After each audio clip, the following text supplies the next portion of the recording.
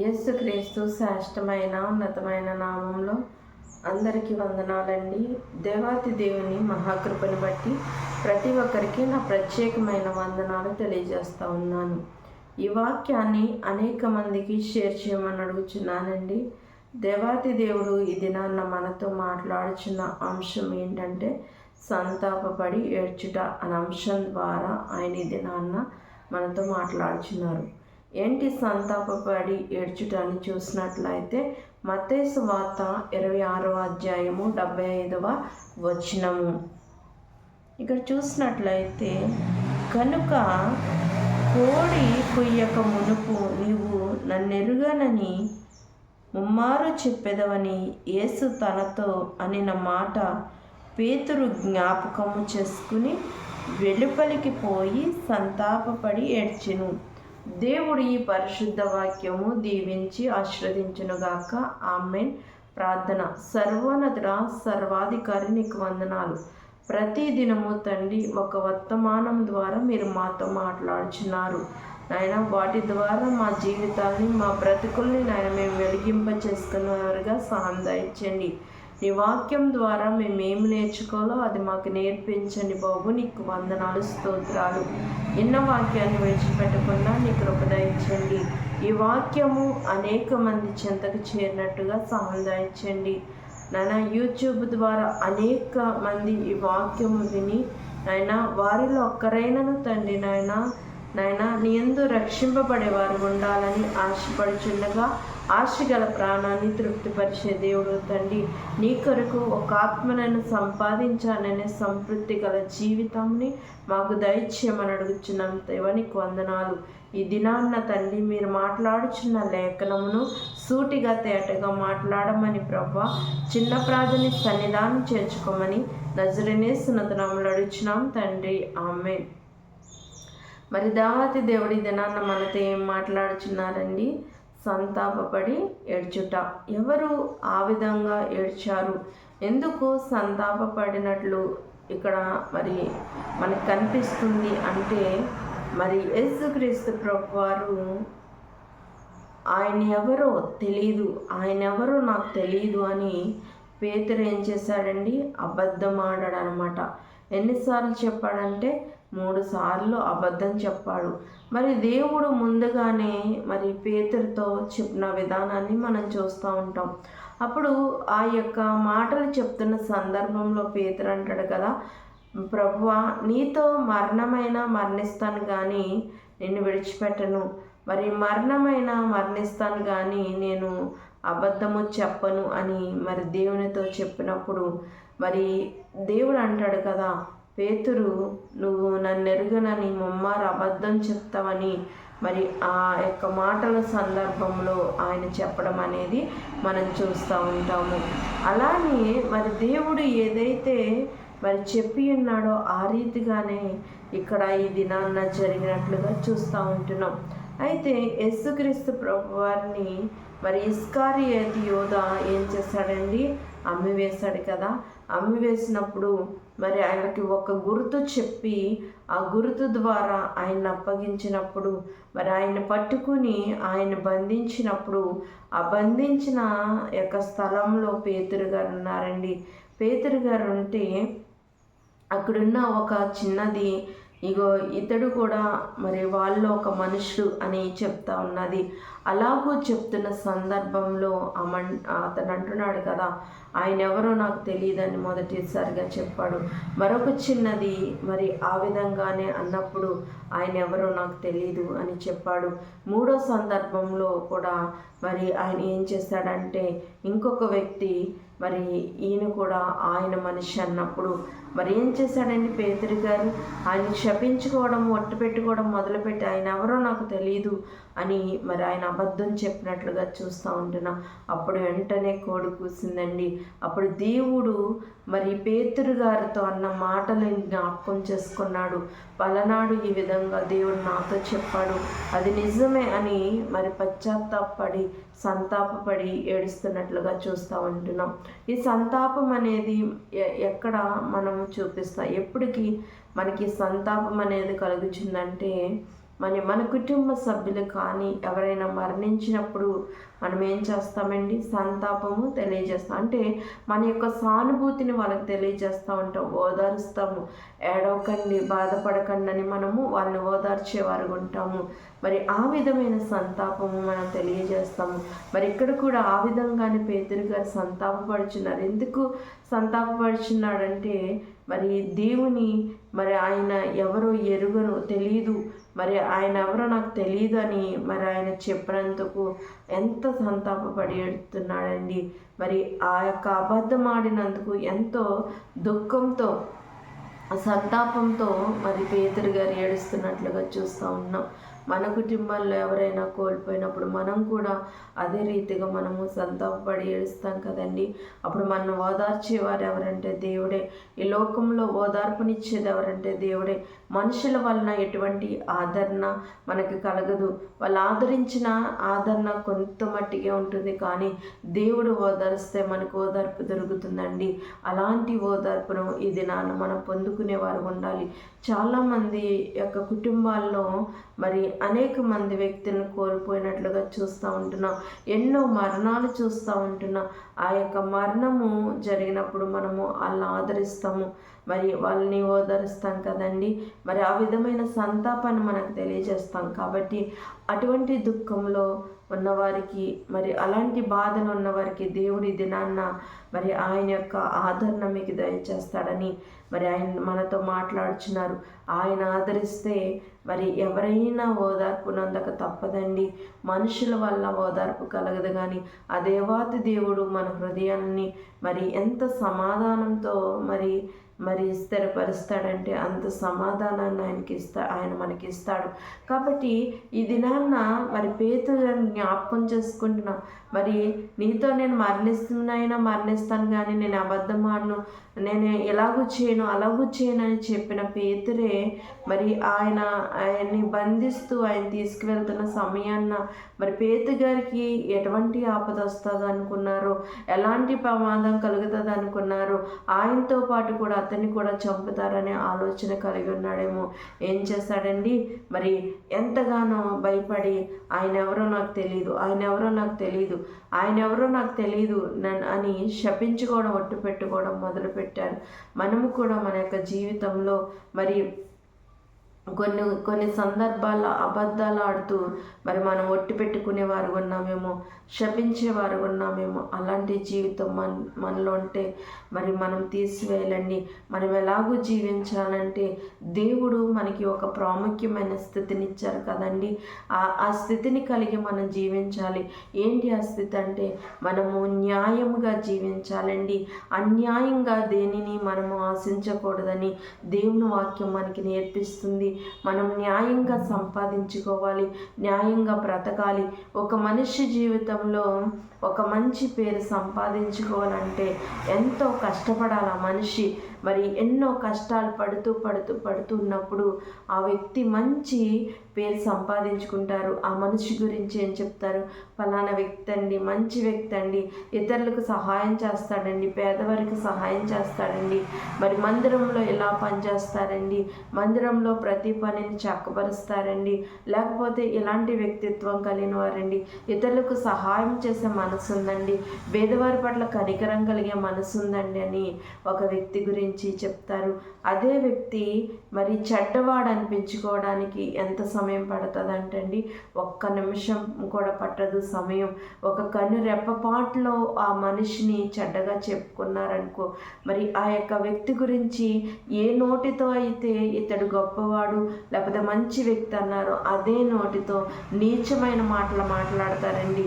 వాడు ఇలాంటి వాడు, వాళ్ళు అలాంటి వాడు అని మరి ఎక్కడ లేని మాటలన్నీ మరి ఆ దినాన్న ఆ వ్యక్తిలో చేరుస్తారు. ఎందుకో తెలుసండి, మానవ యొక్క నైజం అలాంటిది.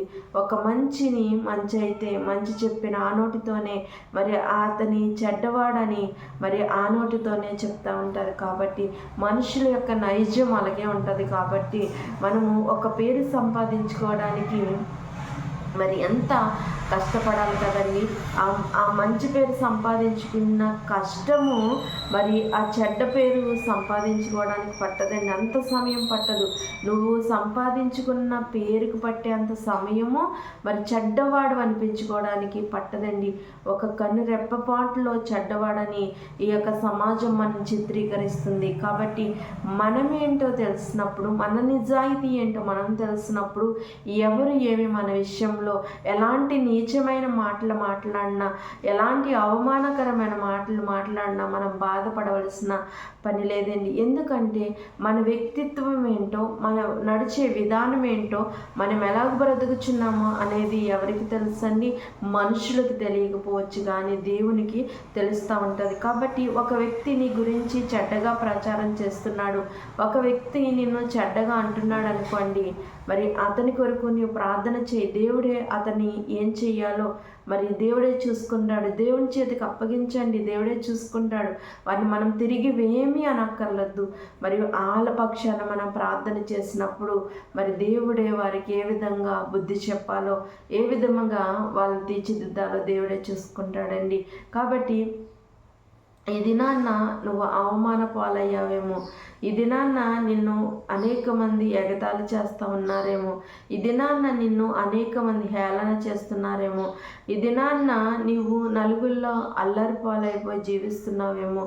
కానీ అలాంటి పరిస్థితుల్లో కూడా నువ్వు ఏ విధమైన ఆలోచనలకి పోకుండా, ఎలాంటి చెడ్డ నిర్ణయము తీసుకోకుండా నువ్వు దేవుని మీద ఆధారపడి, దేవా నా జీవితం ఏంటయ్యా, నా బ్రతుకు ఏంటయ్యా, నా గురించి ఎలాగనుకుంటున్నారు, నేను ఎలా బ్రతుకుతున్నానో నీకు తెలుసయ్యా, నా జీవితం ఎలాంటిదో నీకు తెలుసయ్యా, నీ చేతులకి నా జీవితాన్ని అప్పగిస్తున్నాను.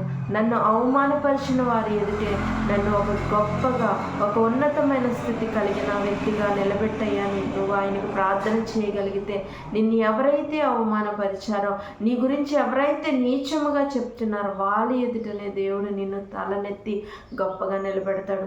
దాని యందు విశ్వాసం కలిగి ఉంటే దేవుని అద్భుతాలను చూడగలుగుతావు. మరి పేతురు గారు దేవునితో మంచి సహవాసం కలిగిన వ్యక్తి కదండి.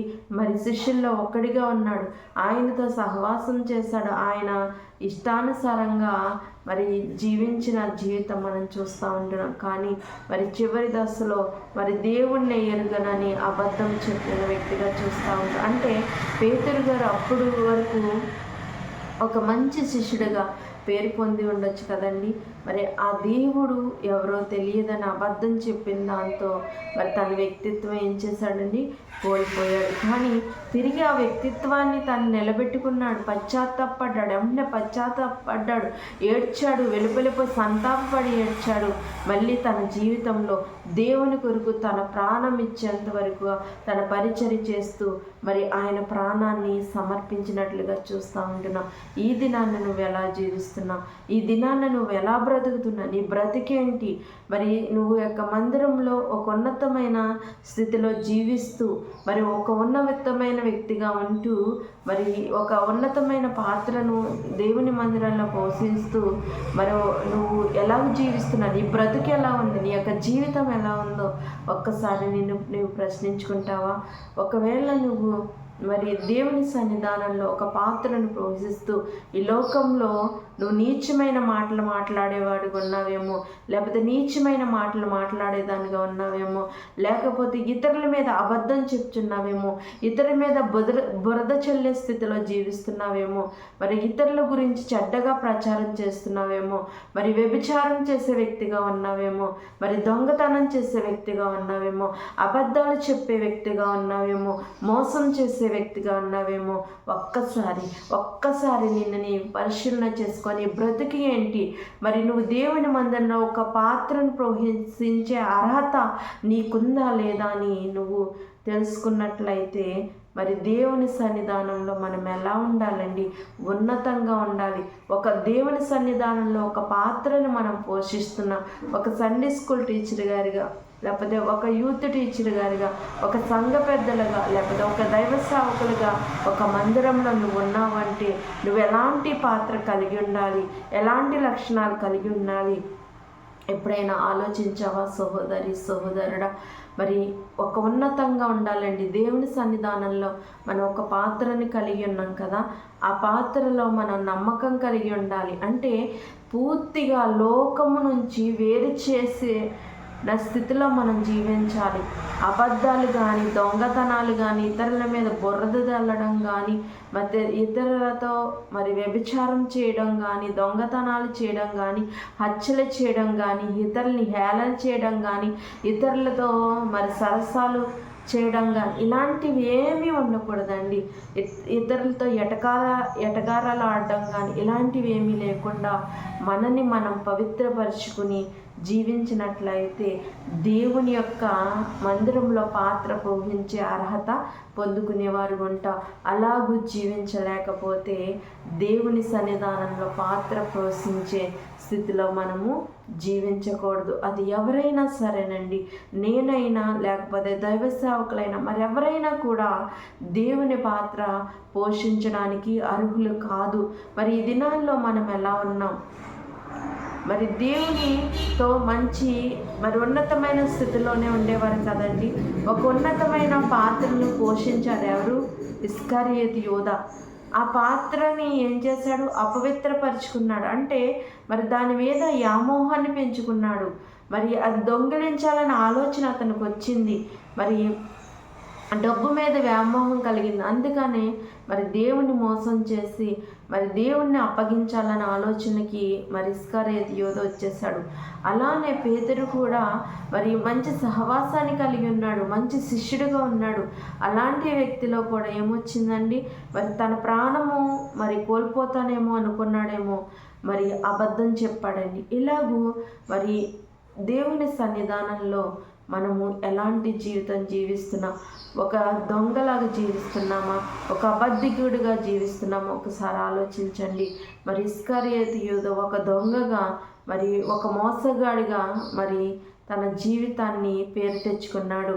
ఒక ఉన్నతమైన స్థితిలో ఉండి తర్వాత డబ్బు వ్యామోహం చేత ఒక దొంగగా, ఒక నీచమైన వ్యక్తిగా మరి ఆయన చిత్రీకరింపబడ్డాడు. మరి పేతురు గారు కూడా ఆ క్షణంలో మరి తన ప్రాణం కోల్పోతానన్న స్థితిలో ఒక అబద్ధికుడిగా పేరు సంపాదించుకున్నాడు. మరి దేవుని సన్నిధానంలో ఒక పాత్ర పోషించున్న నీవు మరి ఎలాంటి పేరు తెచ్చుకుంటున్నావు? ఎలాగూ జీవిస్తున్నావు? ఒకసారి ఆలోచించమని ఈ దినాన్ని ఆయన మనం ప్రశ్నిస్తూ ఉన్నారు. మరి దేవుని సన్నిధానంలో మనం అబద్ధాలు చెప్పేవారు ఉన్నామేమో, ఒకవేళ దేవుణ్ణి మోసం చేసేవారు ఉన్నామేమో, లేకపోతే దేవుని సన్నిధానంలో డబ్బు వ్యామోహాన్ని కలిగి ఉన్నామేమో, మరి దేవుని సన్నిధానంలో డబ్బుని దొంగిలించేవారిగా మనం ఉన్నామేమో. చాలా జాగ్రత్త కలిగి దేవుని పని చేసేవారు ఉండాలి. అలాంటి బాధ్యత కలిగి మనం పరిచయం చేసినప్పుడు దేవుడు మన ఎంతగానో ఆశీర్వదిస్తాడండి. ఇది నాన్న మరి పేతురు గారు తప్పు చేశాడు, ఆయన తెలియదని అబద్ధం ఆడాడు. కానీ దానికి ఏం చేశాడండి? వెంటనే పశ్చాత్తాపడి సంతాపపడి ఏడ్చాడండి. అంటే తన తప్పును దేవుని ఎదుట ఒప్పుకున్నాడు. కొన్ని సందర్భంలో మనము తప్పు చేసామేమో, ఆ తప్పు చేసినప్పుడు మనము కూడా పేతురు వలె మరి పశ్చాత్తాపడి సంతాపపడి మనం చేసిన పాపములు కానివ్వండి, తప్పిదములు కానీ దేవుని ఎదుట విడిచిపెట్టేవారు ఉండడానికి పరిశుద్ధాత్మ యొక్క వాక్యం ప్రతి ఒక్కరి జీవితాల్లో ఫలింపచేయునుగాక. ఆమేన్. అందరికీ వందనాలండి. ప్రార్థన. మహోన్నతుడా నీకు వందనాలు. ఈ దినాన మీరు మాట్లాడారయ్యా నాయన. అలనాడు పేతురు తండ్రి నాయన ప్రభా, నీతో మరణించవలసి వచ్చినా కూడా నేను అబద్ధం చెప్పనన్న పేతురు తండ్రి నాయన ప్రభా నిన్ను అప్పగించుచున్నప్పుడు నాయన పట్టుకున్న సందర్భంలో తండ్రి నిన్నెరుగనని తండ్రి ముమ్మారు అబద్ధం చెప్పి ఉన్నాడయ్యా. మా జీవితాలు కూడా ఆ విధంగానున్నాయేమో తండ్రి నాయన. ఒకవేళ మా జీవితాలను మార్చుకుని నాయన నీ సంఘంలో మమ్మల్ని ఉన్నతమైన పాత్రను పోషించుండగా ఆ పాత్రని దుర్వినియోగం చేసేవారుగా ఉన్నామేమో, ఆ పాత్రకి మేము సరిపోని వారిగా ఉన్నామేమో తండ్రి నాయన. ఒక్కసారి నాయన మమ్మల్ని మేము పరిశీలన చేసుకుని మమ్మల్ని సరి చేసుకుని తండ్రి నాయన ప్రభా మేము జీవించగలగడానికి కృప దయచేయమని నాయన నీ సన్నిధానంలో కానివ్వండి నాయన. మేము ఎక్కడైనా నీతి నిజాయితీ కలిగిన ఆయన ఎవరి మీద బురద చల్లేవారిగా కాకుండా, ఎవరిని అవమానపరిచేవారిగా కాకుండా తండ్రి నాయన నాయనా మేము ఎదుటి వారి మీద బురద జల్లినప్పుడు తండ్రి మా బ్రతుకేంటి, మా జీవితం ఏంటి అని మేము ప్రశ్నించుకుని మమ్మల్ని మేము సరి చేసుకుని నాయన ప్రభా ఇతరుల మీద నాయన మాట అనేవారు ఉండేవారుగా మమ్మల్ని చేయండి బాబు. నీకు వందనాలు. మా యొక్క జీవితాన్ని, మా బ్రతుకుల్ని వెలుగులతో నింపమని ప్రభా నాయన మా యొక్క జీవితంలో నాయన ప్రభా నీ కాంతి ప్రకాశింపచేయమని చిన్న ప్రార్థన సన్నిధానం చేర్చుకోమని నజరేయుని యేసు నామములో అడుగుచున్నాను తండ్రి. ఆమేన్. అందరికీ వందనాలండి.